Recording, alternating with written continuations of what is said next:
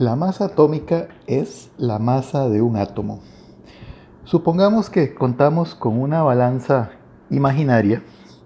Es una balanza capaz de medir la masa de un átomo. Y resulta que sobre esa balanza colocamos un átomo de carbono, específicamente del isótopo de carbono 12. Pues resulta que esa balanza nos va a reflejar un resultado sumamente pequeño, ¿verdad? En este caso, 1,9932 por 10 a la menos 23 gramos, el cual, como dije anteriormente, es un número muy pequeño y por lo tanto, pues, incómodo de trabajar. Lo mismo pasaría con cualquier otro átomo de cualquier otro elemento. Es por eso que entonces, pues, los químicos crearon una unidad para referirse a la masa de los átomos, y a esa unidad le llamaron unidad de masa atómica. Hasta hace algunos años, a las unidades de masa atómica se les conocía como UMA, e incluso se decía que sus unidades eran UMAs. Ya en años más recientes se ha ido sustituyendo el término de UMA y se ha adoptado más bien el término de Dalton. Entonces hoy en día decimos que la masa atómica se expresa en Dalton. Por supuesto, el Dalton es una unidad muy pequeña. De hecho, un gramo equivale a 6,02214 por 10 a la 23 Dalton. Y un dato importante es que por definición la masa de un átomo de carbono 12 es igual a 12 Dalton. Y esto es importante tenerlo presente de ahora en adelante. Muy bien. Cuando nos vamos a la tabla periódica, podemos observar que la tabla periódica, es un acomodo de los diferentes elementos. Podemos observar el símbolo del elemento y en la parte inferior observamos ese parámetro que le llamamos masa atómica. Pero aquí hay algo curioso. Si nos vamos al átomo de carbono, nos damos cuenta de que su masa atómica es 12,011, lo cual contradice pues lo que acabamos de decir, ¿no? Que dijimos que el átomo de carbono 12,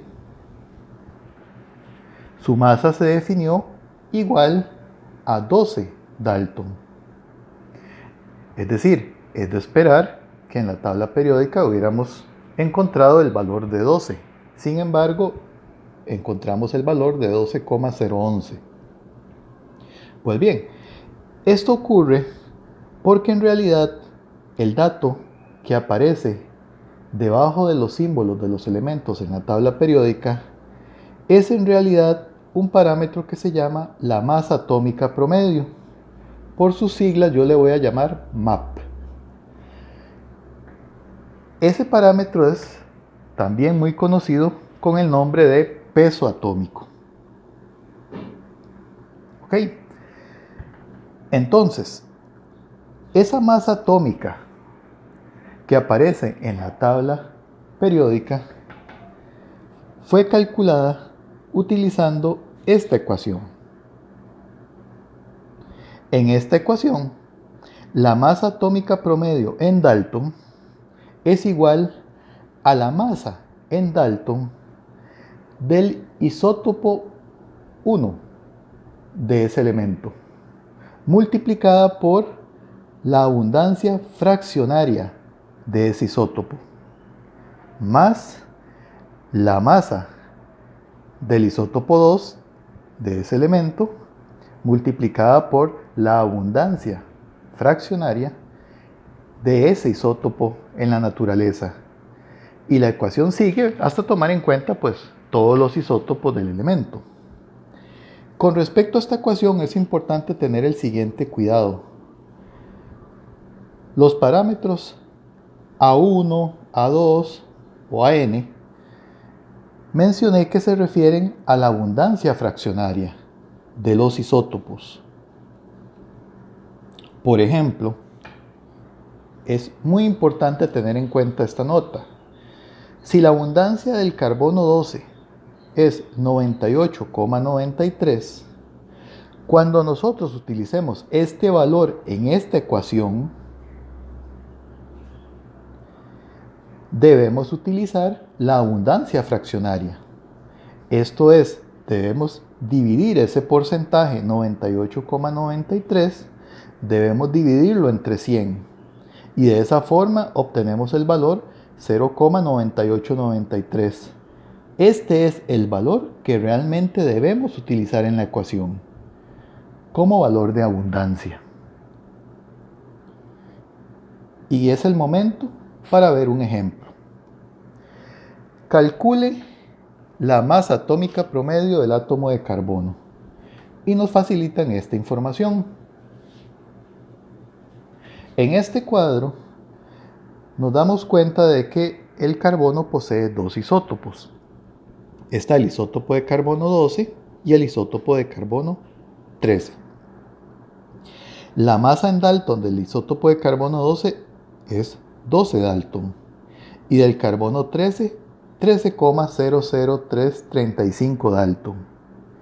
El isótopo de carbono 12 presenta una abundancia en la naturaleza del 98,93%. Eso, ¿verdad? Lo que quiere decir es que de cada 100 átomos de carbono que se encuentran en la naturaleza, 98,93 son del isótopo de carbono 12. Y apenas un 1,07% se refiere a la abundancia del isótopo del carbono 13. Muy bien, para calcular la masa atómica promedio del carbono debemos utilizar esta ecuación.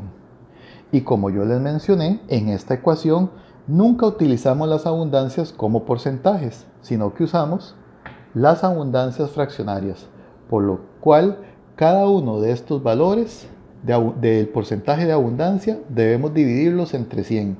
Y lo voy a hacer y lo voy a colocar en este cuadro, al menos en esta columna que acabo de marcar. Por lo tanto, en el caso del carbono 12, su abundancia fraccionaria sería 98,93 entre 100, y esto es igual a 0,9893. Y en el caso del carbono 13, tendríamos 1,07 dividido entre 100, y esto sería 0,0107.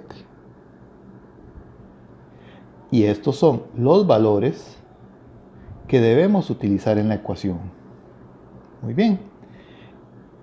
Sustituyendo los valores en la ecuación y haciendo el cálculo con la calculadora, obtenemos el resultado de que la masa atómica promedio del carbono es 12,01 Dalton, que es precisamente el dato que aparece en la tabla periódica que vimos anteriormente.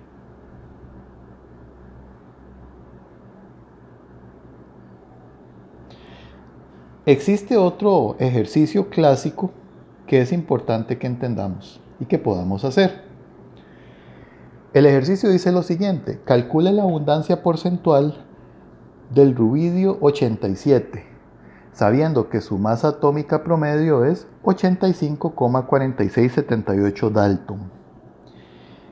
Entonces, en este cuadro nos dan la información que necesitamos para hacer el problema. Tenemos aquí los dos isótopos del rubidio, tenemos sus masas atómicas en Dalton, pero no nos dan sus abundancias.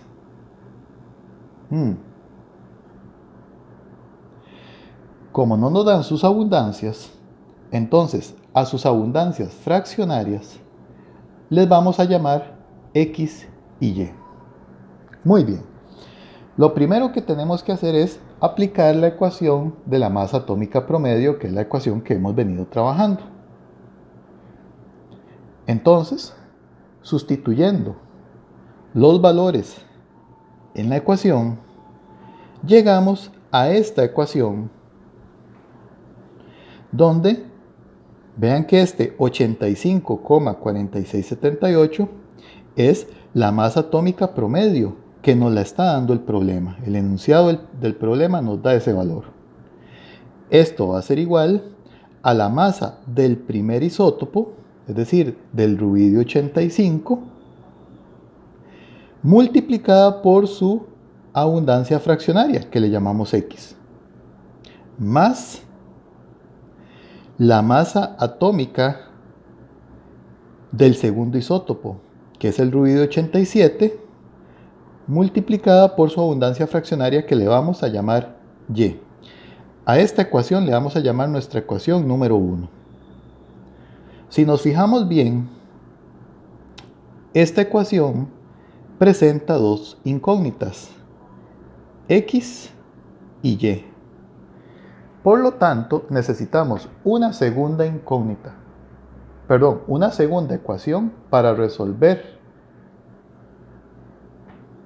ese sistema y dar con los valores de X y Y, que es lo que necesitamos. Y esa segunda ecuación la obtenemos haciendo el siguiente razonamiento. En principio, si nosotros sumamos la abundancia fraccionaria del isótopo 1 más la abundancia fraccionaria del isótopo 2, esa suma nos debería de dar 1. Y esa es la ecuación entonces que planteamos, solamente que en lugar de llamar abundancia 1 y abundancia 2, le llamamos X y Y, tal como lo hicimos en el cuadro. De esa forma obtenemos la segunda ecuación. 1 va a ser igual a X más Y, y esta va a ser la segunda ecuación. Ahora sí, tenemos dos ecuaciones y tenemos dos incógnitas. Este sistema de ecuaciones lo podemos resolver utilizando la calculadora científica. Y haciendo esa operación en la calculadora, nos damos cuenta de que el valor de Y es 0,2784. Por lo tanto, la abundancia porcentual del rubidio 87 sería el valor de Y multiplicado por 100. Es decir, 27,84%. Es importante recalcar la importancia de que sepan utilizar su calculadora y que aprendan a utilizar la misma para resolver este tipo de sistemas de ecuaciones lineales de dos incógnitas. Así que vamos a hacer un pequeño repaso sobre el uso de la calculadora utilizando una calculadora científica Casio FX570ES. Es probable que ustedes tengan otro modelo, pero el procedimiento es muy similar. Y si tienen otra marca muy diferente, pues lo que tienen que hacer es leer el manual de la calculadora. Pero es importante que sepan hacer la operación. Muy bien. Lo que queremos es resolver este sistema de ecuaciones, que es el mismo que veníamos arrastrando del ejercicio anterior. Tenemos nuestra ecuación número 1 y nuestra ecuación número 2. Y es importante acomodarlas, en este caso, colocar el igual a la derecha, porque así es como la calculadora, entre comillas, ve las ecuaciones. Es decir, tenemos para la primera ecuación un parámetro A, un parámetro B y el parámetro C, que es el que está después del igual. Para la segunda ecuación tenemos el parámetro A, que es 1, el parámetro B, que es 1, y el parámetro C, que es 1. Entonces aquí presento en este cuadro un resumen de los 6 parámetros que se sacaron de las dos ecuaciones. Entonces, de acuerdo al manual de la calculadora, lo que hacemos es oprimir la tecla Mode y nos va a salir este menú. De este menú debemos seleccionar la opción 5, que es la opción de ecuaciones. Es decir, oprimimos la tecla 5. Y entonces nos va a salir este otro menú de ecuaciones. El sistema que estamos buscando tiene dos incógnitas, por lo tanto debemos seleccionar la opción número 1. Y eso lo logramos en el paso 3, oprimiendo la tecla 1 de la calculadora. Posteriormente nos va a aparecer esta pantalla. Y aquí podemos introducir los valores de A, B y C para las dos ecuaciones.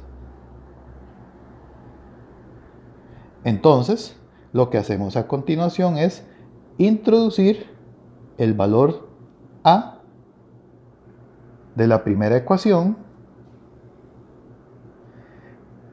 y debemos oprimir la tecla igual para introducir el valor. Posteriormente, repetimos el paso 4 5 veces más para incluir los 5 valores restantes.